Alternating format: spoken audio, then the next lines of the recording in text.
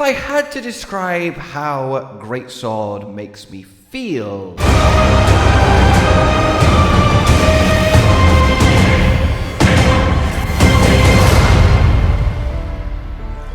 Let's do this thing. Hello, my fellow greatsword users of wilds. Congratulations on picking the best weapon. And to reward that sterling choice, I'm going to share with you the best build for it. And I do mean the best build. The mathematical highest damage the greatsword can achieve in the current state of wilds. I've been playing this weapon for 20 years now, theory crafting the meta for it for over 10, and I am so happy to finally be able to do it again for all of you. And do not worry, I will also be recommending a peak comfy option for those of you that just want to relax as you utterly dismantle monsters. And truly, Greatsword in Wilds is spectacular. The flow when everything is clicking, you're hitting your tackles, your perfect guards, your offsets, and the monster cannot do anything. Being that immovable object while also having the unstoppable force of the most damaging attack in the game. Yeah, oh god, nothing quite feels the same. So let's get into this then. In order to have the best greatsword build, we first need to identify the best greatsword.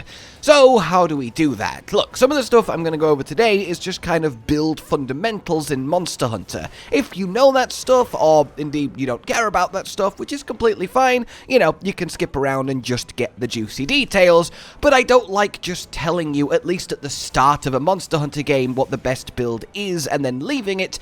I like to tell you why it's the best build too. Both so you know I'm not just plucking random things out the air, and so you can understand it deeper yourself, and I think getting closer and deeper to the greatsword is something we can all aspire to. Yes, so, the best greatsword then. Here we are then at the smithy, where we do have a lovely selection of greatswords. And by the way, if you want to know literally everything about playing this weapon and how to be as good with it as you can be, I do have a over hour-long guide to literally, as I said, everything up on the channel right now that you may want to check out. There's a lot of little tips and tricks, combos, and things you probably didn't even know the weapon could do that are all devastatingly effective. In any case, these greatswords are all awesome. At least visually, because none of them are our best greatsword, well, mathematically, which is a shame. And as you may have guessed then, based on this, the best greatsword is an Artian greatsword. But what Artian greatsword? Well, before I jump ahead to Artian, I realize, you know, not everyone just immediately has ideal Artian options. So, if you do want to know just the best greatsword ignoring Artian, well then, generically for all situations, if you just want to make one and then be done, it's your stalwart Lamorak, the regular arkveld greatsword. But how do I know so confidently this is the best non-Artian greatsword? Well, a weapon then has 5 main factors: attack, affinity, element, sharpness, and its decoration slots. And in wilds, I suppose, the 6th factor of its inherent offensive skills, in this weapon's case, level 3 focus, which is great because that's something we do actually want. So, you take the attack, which I've got displayed as true raw, which you probably want to have too. It's a setting in the menu, it makes things a lot less complex, and then we need to multiply it in various ways depending on the rest of the properties of the weapon. Thankfully, affinity is nothing, so it changes nothing. Element is such a tiny component of damage for greatswords, so we can kind of ignore it for now, which takes us to sharpness. Blue sharpness increases your damage by 1.2 or 20%. White increases your damage by 1.32 or 32%. So we take 220, we times it by white sharpness, which is 1.32, and we get a effective raw on this weapon of 290.4. So if we then do that same kind of calculation to every other weapon on the tree, we can get a hierarchical list of your best greatswords, and that's exactly what I've done. Now then, how do you evaluate slots? Well, let's pretend that in a given free slot you could put something like 3 crit eye, you could put 3 crit boost, you could put 3 offensive guards. They're all quite different in the value that they give. So while slots are kind of nebulous like that, it's fair to sort of roughly assign a 3 slot as a 5% gain in damage, but even then, we don't want to really lean on that too much, at least not now. So that leaves your affinity and your element. So element then is a factor when comparing greatswords that are otherwise identical. If you had one greatsword that's 290 and another that's 290 but with some dragon, then the one that's with some dragon will win because that is technically a little bit more damage. And that's kind of the way to view element as a greatsword in wilds. For the most part, we'll talk more about element later. Then let's actually figure out how affinity works into it if a weapon does have affinity. So let's take Rathian Greatsword here, that actually is one of the best non-Artian Greatswords. So we do what we did before, take its base true raw 210, times it by white sharpness, so an extra 32%, that gives us 277, 13 less than the arkveld one, however it has 15% affinity. Affinity is a chance to crit, and a crit in Monster Hunter by default is plus 25% damage. So if 15% of their time we're doing 25% more damage, well then you simply do 15% of 25, which is 3.75, and then you multiply your damage by that. So 210 times white sharpness at 1.32 times the affinity multiplier, which we now know to be 3.75, and you get the answer of 287.5. 3 effective raw less than the arkveld. The same slots, so that's equivalent, worse inherent skills in crit status and poison duration up, and then it's poison versus dragon. So they do come in very close, but arkveld takes it by a tiny bit. Hopefully that makes sense. If it doesn't, it's not really the end of the world, because just know that I have gone through and done this, as I say, for every single greatsword. Which is why we come to the conclusion that Artian is the best greatsword. So first and foremost, all Artian weapons don't have inherent skills, but they do have 3 slots. Now 3 slots offers more value than any other greatsword's inherent skills plus their slots.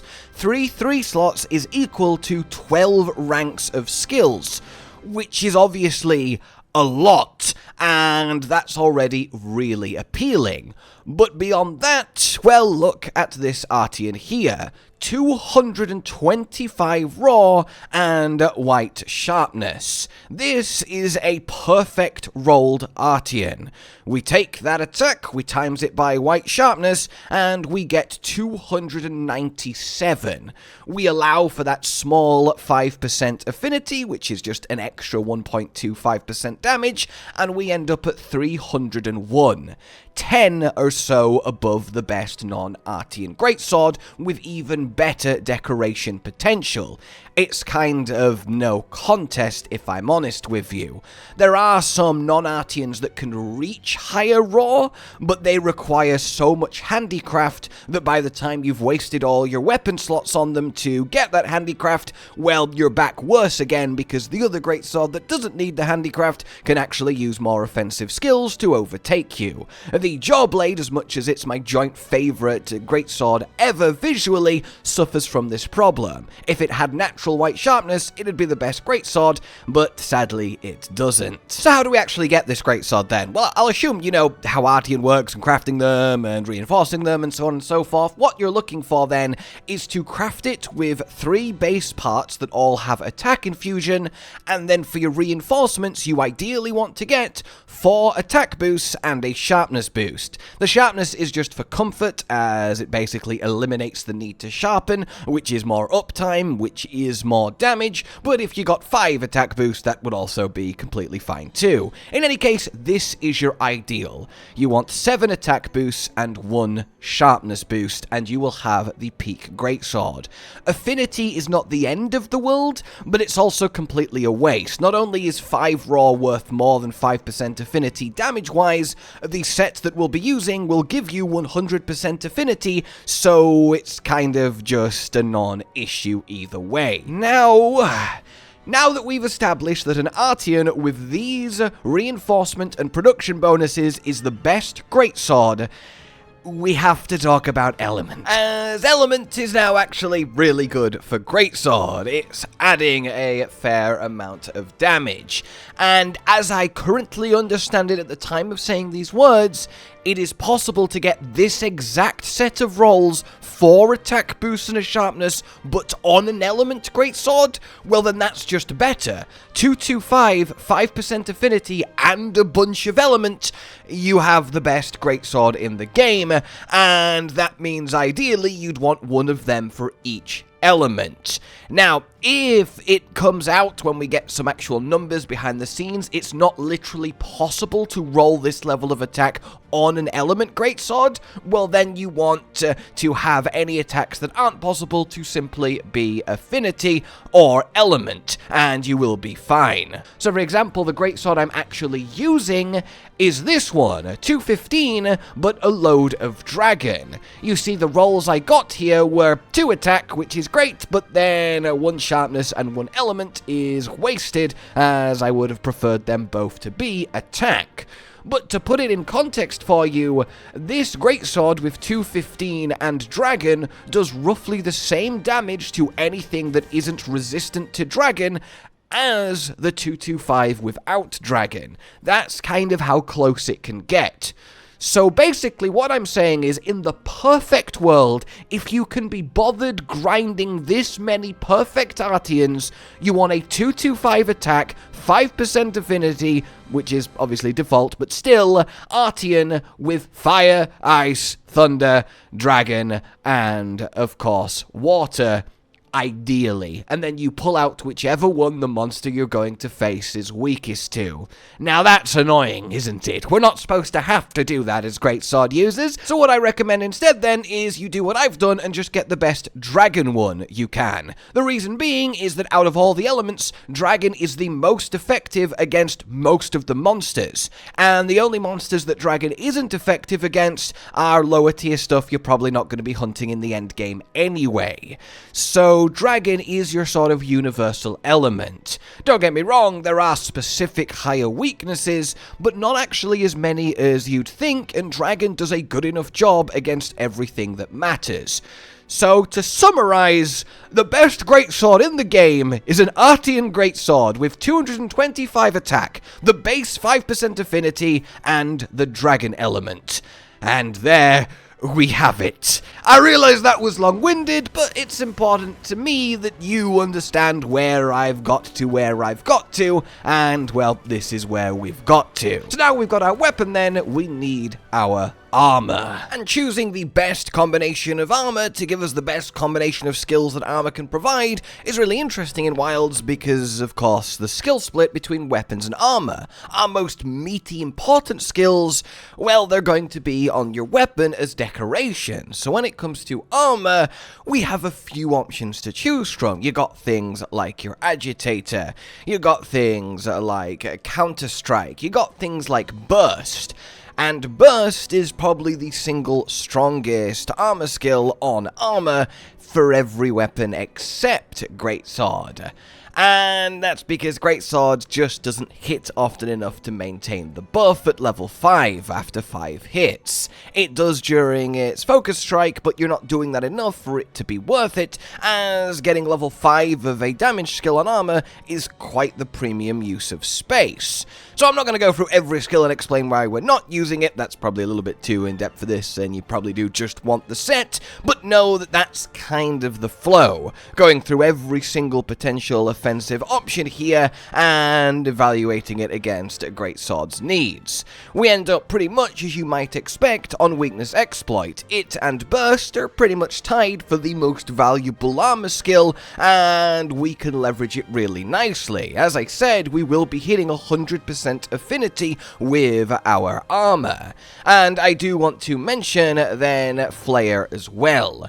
This makes it easier to make wounds. More wounds is more damage because you do more damage to wounds. More wounds is more focus strikes, and generally just better for your DPS flow in general.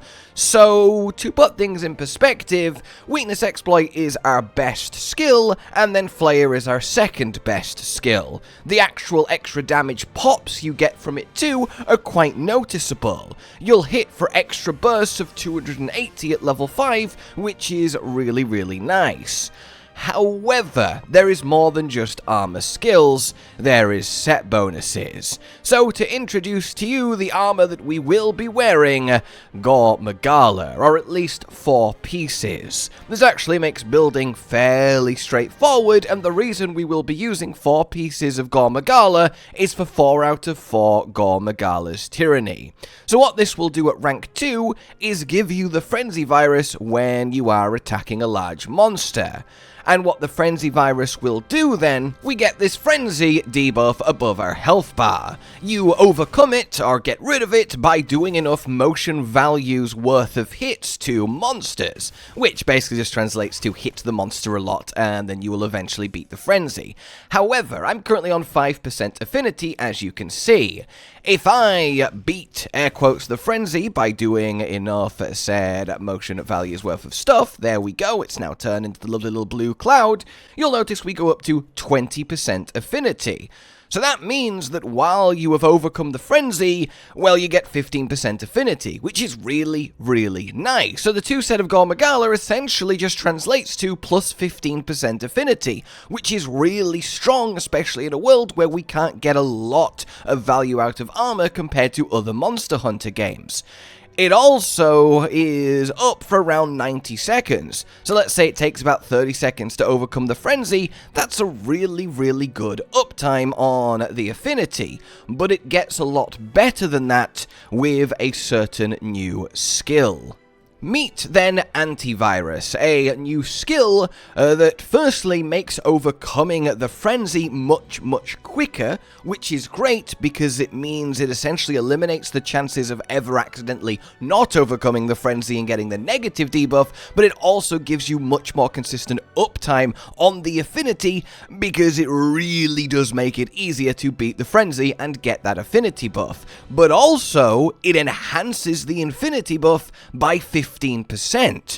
So this means that with simply 2 pieces of Gore Magala and 3 ranks of Antivirus, and Antivirus is a level 1 decoration skill, which means it lets us get actual DPS value out of level 1 slots, which is unique and incredibly efficient as your 2 and 3 slots are really competitive.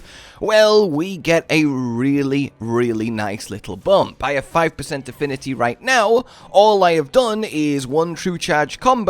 I'll go into another strong slash, and oh, we've already overcome the Frenzy. It's very quick, and now we have 30% affinity, which yes, is actually only a gain of 25% because we have base 5 on the Artian, but the tooltip of Antivirus says it's an extra 15 on top of the base 15, which is 30. We'll have to watch this space and see if that gets addressed or fixed. So the 2 set is worth 30% affinity. The 4 set then gives us more attack power, which translates to more raw. It gives us raw when we have Frenzy, and then it gives us even more raw when we overcome it. Plus 10 while having it, and plus 15 having overcome it. And this means that it's a permanent fluctuating raw buff, but at minimum it's 10, and on average it's about 14 over the course of a hunt, which is really solid from armor. This then is helped by the fact that Gore Magala armor is incredibly efficient. Having a level 3 slot in 3 of the pieces, we get 3 level 2 slots, which is just a simple maximum might, and we get the level 1 slots we need for Antivirus. and the inherent skills on it are also really solid too. Even something like the Constitution that we get is nice because it means that shoulder tackle and rolling uses less stamina, which means the maximum might we're going to put in has even higher, easier uptime. And maximum might, in the face of not actually having that many other solid options, especially for level 2 slots, is good again for greatsword. Now, it is in the nerfed version where if you spend some stamina, you have to get back to full and then wait a couple seconds before it activates, which is a shame, but because of the Constitution and because of how long it actually takes to get to your true charge, even there as I go into it, I fully charged, I let loose, and then just before I land the hit, well, it activates. So even if we are actually burning stamina on like a downed monster, maximum might is going to come back very comfortably before we even start doing the true charge, so it has really consistent uptime on the parts that we need it to, i.e. the big damage when we're not moving and not burning stamina, and honestly we don't really burn that much stamina on greatsword compared to normal, because a lot of the time we're standing our ground with your charged rising offset slash, which doesn't make you spend any stamina, and perfect guarding, which is also very nice on your stamina. So it's essentially a free 30% affinity for 3 2 slots for us, which is really tasty. Alright, let's bring it all together then. Now we need to talk about Counterstrike. If you get hit by an attack that knocks you away off your feet, you get a load of raw. At max rank, it's 25 raw, which is actually huge for 3 2 slots worth of a skill, and it's easy to get on armor, and it lasts 30 seconds at that rank 3. Now, it feels bad to recommend a skill that requires you to get smacked by the monster once every 30 seconds to be effective. If that does happen, it's like the best defensive skill, but that's not really like, hey, just get hit a lot, you know, it feels wrong. And that's why normally it's pretty bad of a skill. However, in Wilds, there's a loophole, and it's one that means greatsword is eating, well, luxuriously. What do we do all the time? Tackle through powerful monster attacks. What do we do all the time? Offset through powerful monster attacks. You might guess where I'm going with this. In Wilds, when you shoulder tackle or offset through an attack that would usually trigger Counterstrike if you were to get hit by it normally, well, it activates Counterstrike, which means for us, it's essentially a free, permanent, plus 25 raw for 3 2 slots worth of skills, which is absolutely nutty cuckoo bananas. So with that said then, God, look at that, 2, 4, 6. With that said then, let's get on to the set. Hello everyone that just skipped to this point in the video to just see the armor without any of the explanation. I still love you, alright? I get it. Sometimes you don't need to know why, you just want to know how to make monster die. And I respect that. But everyone that did get here the long, fun, informational way, plus 5 points.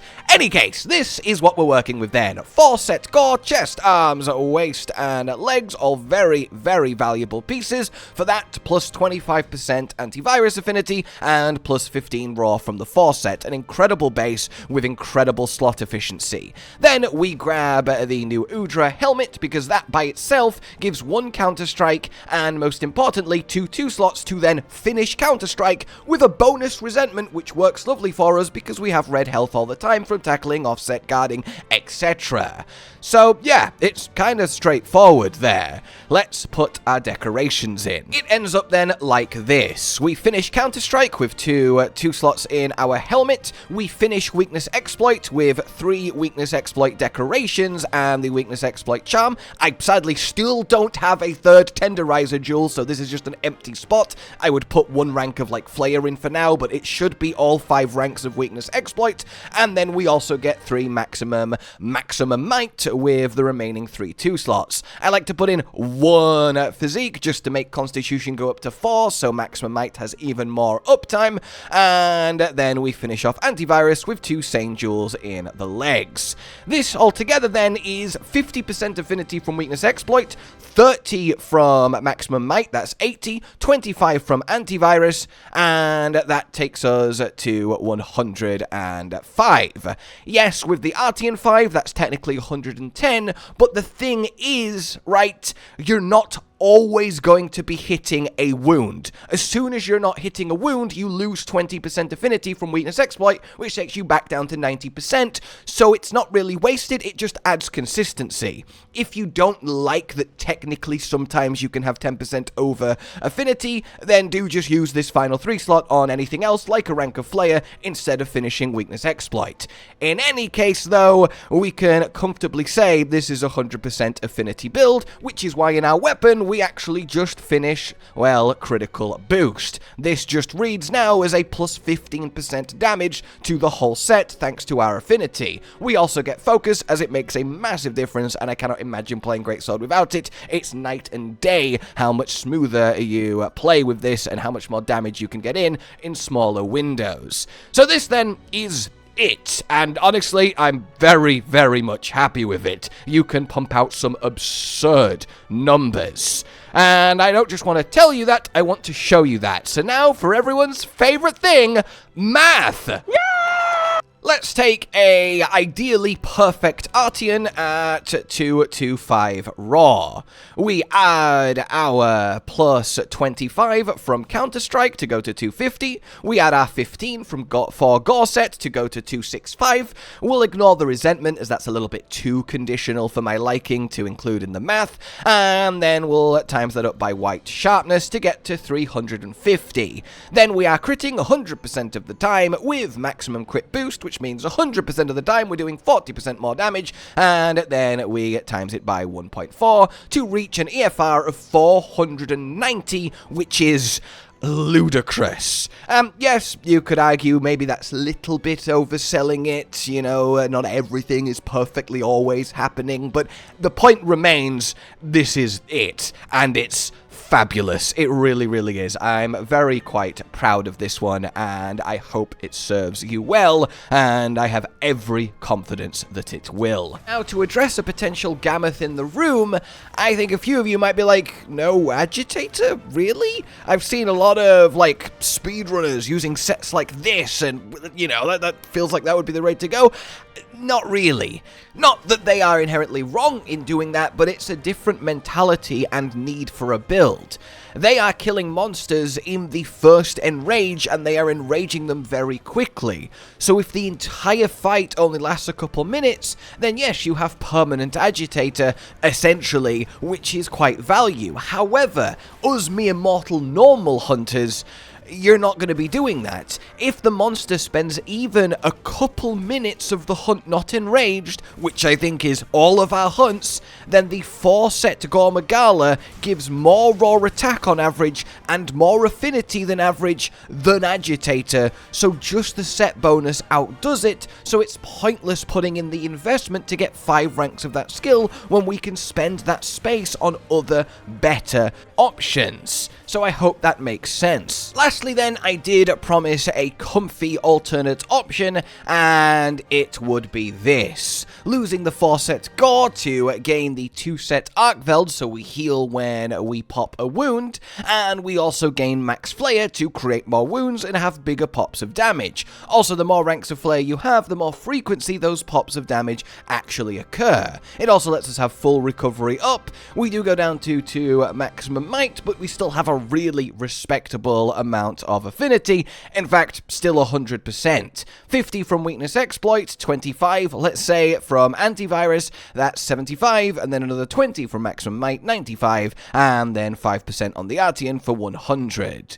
We mainly just lose the plus 15 raw from the Gore, which honestly, depending on how flayer actually works out, because it's really hard to evaluate the damage it gives, you could argue that 5 flayer is worth more than the plus 15 raw from the Gore set, but that's really difficult call to make. But that's why I want to show you both builds, because I think this is just absolutely fantastic, and it's what I hunt in most of the time, because having more flayer is just good for part farming, and honestly, I think there's very little in it, so it certainly is something to consider. That is the decorations that form it. I've put an extra constitution in just to make maximum might easier, and that's all well and good, so certainly something to keep in mind. By the way, in a world where you have a perfect decoration collection, assuming it is possible, you should be able to get, for example, 3 focus, 1 critical boost. And if you can get that, well then you can have 3 focus, 1 critical boost, and then you can have something like 3 offensive guard, 1 critical boost, as we do perfect guard a lot. You'd keep the 5 critical boost and just gain offensive guard, which would be a nice increase. Then ideally you would want the critical jewel to come with guard up, so you can actually block every attack with your perfect guard. As a last little note, Corrupted Mantle is your best mantle of choice. It adds a lot of damage, you might as well use it, but of course you certainly don't need to. And when it comes to the ideal meal to have as a greatsword, well, it is the following. You want to have yourself meat, so you get the extra attack. Then your additional ingredients wants to be the airy egg for the caprice meal high to keep getting those large attack buffs. And then I recommend the Eastern honey just so you heal more, but honestly none of these are really that critical, so you can choose what you want. And that then brings us to the end. In future updates to the builds, if anything changes, if anything new is discovered, title updates, shuffling things around, and indeed various side grades and other fun ways to play, like maybe crit draw, there's plenty I want to do and show you guys. I will be much more straight to the point. This is the armor, this is the greatsword, this is what we're doing, boom. But for this first one, every time a Monster Hunter game comes out, I really like to take you through the process of understanding how I've got to where I've got, because I think it's fun and it's useful, and, well, you tell me. Either way, I hope you have enjoyed it. Like if you did, subscribe and hit the bell for more. Consider supporting the future of the channel on Patreon down below, and until we meet again, a goodbye. Josh, Cotton, and Hollow with the videos, dropping the humor like a hammer on your tippy toes, bringing entertainment on a daily arrangement to take our insanity and turn it into entertainment. Yes, I said entertainment twice, to reiterate that it is nice to look into your faces on a mostly daily basis when you let us in your homes to make the whole world a stage. Goodbye.